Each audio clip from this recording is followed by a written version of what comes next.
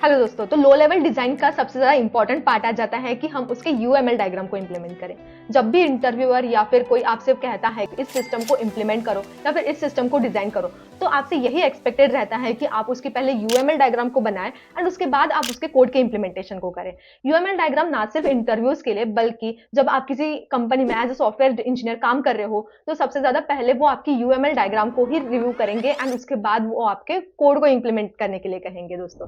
तो UML diagram बहुत ज्यादा इंपॉर्टेंट है। तो आज के इस वीडियो में हम यूएमएल डायग्राम को इन डेप्थ समझेंगे। ये वीडियो काफी ज्यादा शॉर्ट होने वाला है बट काफी ज्यादा इंपॉर्टेंट भी है। तो यूएमएल डायग्राम यानी कि unified modelling language. UML diagram में भी कई सारे प्रकार के डायग्राम्स आते हैं दोस्तों, पर आज का ये वीडियो डेडिकेटेड है यूएमएल क्लास डायग्राम के लिए। तो चलिए दोस्तों, क्लास डायग्राम क्या होती है हम इसे समझते हैं। तो दोस्तों, यूएमएल क्लास डायग्राम आखिर होता क्या है? तो यूएमएल क्लास डायग्राम को ऐसा समझिए कि ये एक ब्लूप्रिंट है जिसमें हम क्लास नेम, एट्रीब्यूट्स, उसके मेथड्स एंड उनकी रिलेशनशिप्स को डिफाइन करते हैं। ऐसा समझ लीजिए कि घर बनाते टाइम हम जो फ्लोर प्लान बनाते हैं ये वही है हमारा यूएमएल क्लास डायग्राम। तो दोस्तों, क्लास डायग्राम को समझते समय सबसे पहले हम एक क्लास को देख लेते हैं। तो एक क्लास एक ब्लॉक की तरह रिप्रेजेंट की जाती है, जिसमें सबसे फर्स्ट है हमारा क्लास नेम है, उसका फर्स्ट लेटर हमेशा कैपिटलाइज रहेगा दोस्तों। सेकंड कॉलम में हमारे एट्रीब्यूट्स डिफाइन होते हैं, जिसमें हम हमारे क्लास की प्रॉपर्टीज को डिफाइन करते हैं। तो ये प्रॉपर्टीज के आगे जो हमारा साइन है, दैट इज प्लस, माइनस या जो भी साइन लगा है, वो हमारे एक्सेस मॉडिफायर्स को डिनोट करता है। जैसे कि यहाँ पर हमारा ये प्लस साइन है, तो ये प्लस डिनोट कर रहा है कि वो पर्टिकुलर एट्रीब्यूट, मतलब हमारा एट्रीब्यूट 1 ये पब्लिक एट्रीब्यूट है। एंड जो माइनस है वो हमारा प्राइवेट है। एंड जो हैश से डिनोट होता है वो हमारा प्रोटेक्टेड होता है। एंड जो टिल्ड से डिनोट होता है वो बाय डिफॉल्ट पैकेज होता है दोस्तों। एंड जो हमारा थर्ड सेक्शन है हमारे क्लास डायग्राम का, उसमें हमने हमारे मेथड्स या फिर ऑपरेशंस को डिफाइन किया है दोस्तों। मेथड्स एंड ऑपरेशंस के आगे भी हम प्लस एंड उसके जो भी एक्सेस मॉडिफायर है उनको डिनोट करते हैं। एंड उसके बाद हम उसके अंदर पैरामीटर्स पास करते हैं। तो चलिए दोस्तों, अभी हम पैरामीटर डायरेक्शनलिटी को भी ब्रीफ में समझ लेते हैं। तो पैरामीटर डायरेक्शनलिटी क्या होता है कि जो भी पैरामीटर्स हमारे उस पर्टिकुलर मेथड में पास हो रहे हैं उनकी डायरेक्शन को हम डिफाइन करते हैं। तो हमारे पास कुछ 3 टाइप्स के डायरेक्शन है दोस्तों। फर्स्ट है हमारा इन, सेकंड है हमारा इन आउट एंड थर्ड है हमारा आउट। तो यहाँ पर इस एग्जाम्पल में हमारी एक प्रोसेस डेटा नाम से एक मेथड है। तो जो इन से रिप्रेजेंट हो रहे हैं वो है हमारे इनपुट पैरामीटर्स, मतलब वो पर्टिकुलर पैरामीटर हमारे जो प्रोसेस डेटा जो मेथड है वो यूज कर रही है। इन आउट जो पैरामीटर है वो मतलब वो पर्टिकुलर पैरामीटर इनपुट भी हो रहा है, वही पैरामीटर रिटर्न भी हो रहा है, उसे हम इन आउट से रिप्रेजेंट करते हैं।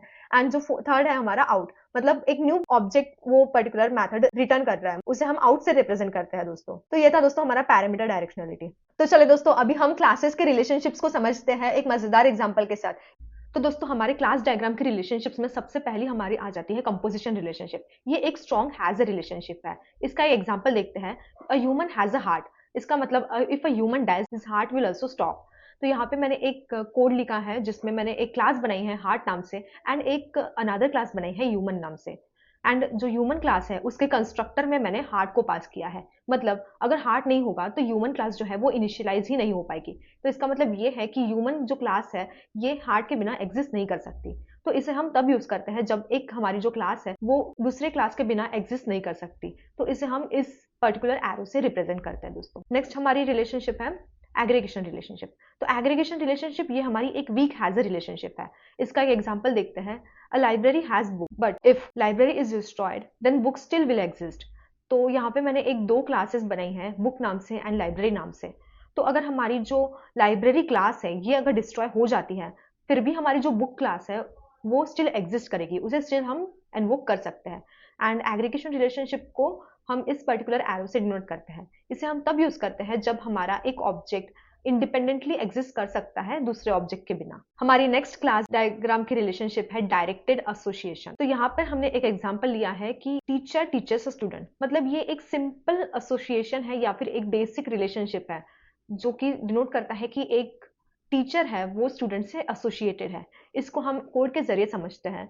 तो यहाँ पे मैंने एक टीचर क्लास बनाई है दोस्तों एंड एक टीचर के अंदर मैंने एक मेथड बनाई है टीच नाम से, जिसके अंदर हम स्टूडेंट को पास कर रहे हैं।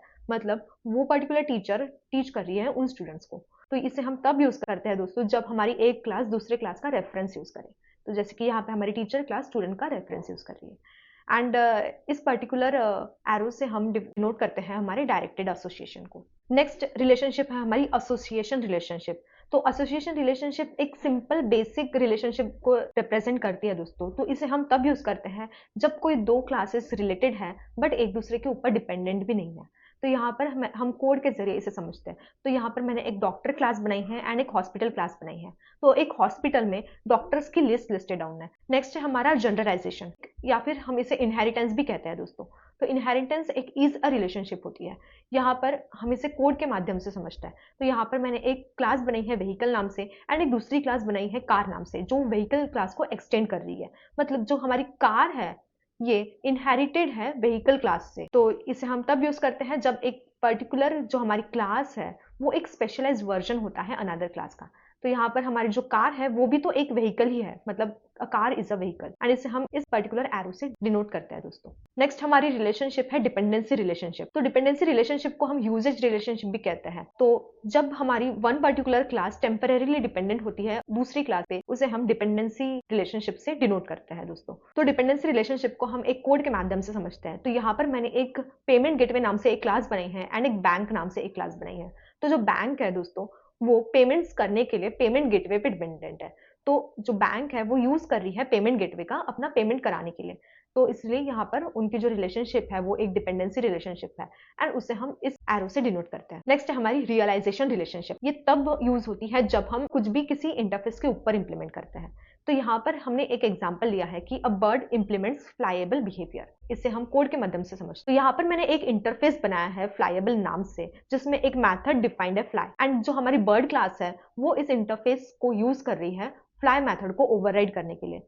तो यहाँ पर जो हमारी बर्ड क्लास है उसकी फ्लाइएबल इंटरफेस के साथ एक रियलाइजेशन रिलेशनशिप बन रही है दोस्तों। तो दोस्तों ये था एक brief video UML class diagram के ऊपर। अगर ये वीडियो से आपकी जरा सी भी नॉलेज बढ़ी हो या फिर ये वीडियो अगर आपको जरा सा भी हेल्पफुल लगा हो तो लाइक एंड शेयर करना मत भूलना।